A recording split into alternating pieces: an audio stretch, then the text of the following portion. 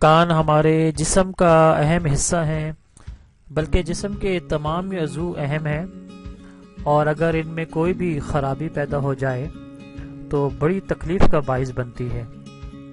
کان کا درد یا کوئی دوسری تکلیف برداشت کرنا بڑے ہوں یا بچے دونوں کے لیے بہت ہی مشکل ہے۔ کان میں درد کی طرح کان میں میل بھی جمع ہو جاتا ہے جو تکلیف دیتا ہے۔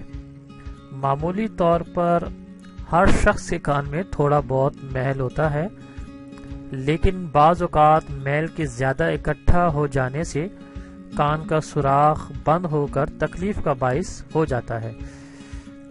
کبھی گرد غبار پڑنے سے، مٹی اور کوڑے وغیرہ میں کام کرنے سے، کان کی صفائی کا خیال نہ رکھنے سے، نہاتے ہوئے کان کو صاف نہ کرنے سے، خراب غذاؤں کے کھانے سے، یا نزلہ و زکام اور ضعف دماغ کے باعث بھی کان میں میل اکٹھا ہو جاتا ہے۔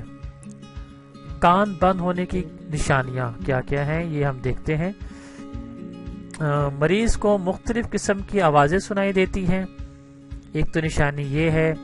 دوسری نشانی یہ ہے کہ کان میں بار بار خارش ہوتی ہے۔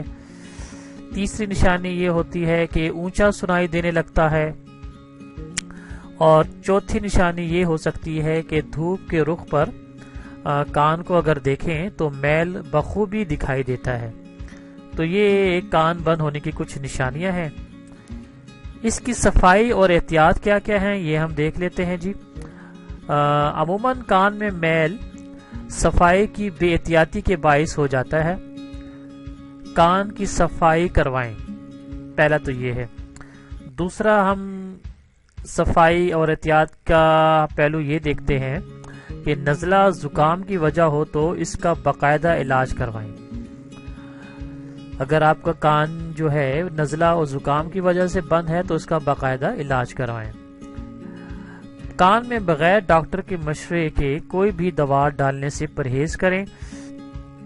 بچپن اور جوانی میں جسم کی تمام قوتیں اچھی حالت میں ہوتی ہیں، اس لیے صفائی کا کام خود بخود ہوتا رہتا ہے، مگر جوانی کے بعد جب انحطاط کا زمانہ شروع ہو جاتا ہے تو کان اور جسم کے ہر حصے کی خاص حفاظت کی ضرورت پڑتی ہے۔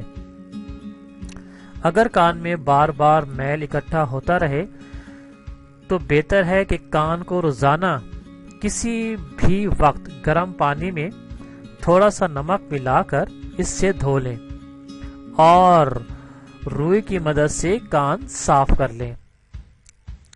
گرد و غبار سے بچیں اور دھوپ میں زیادہ نہ پھریں۔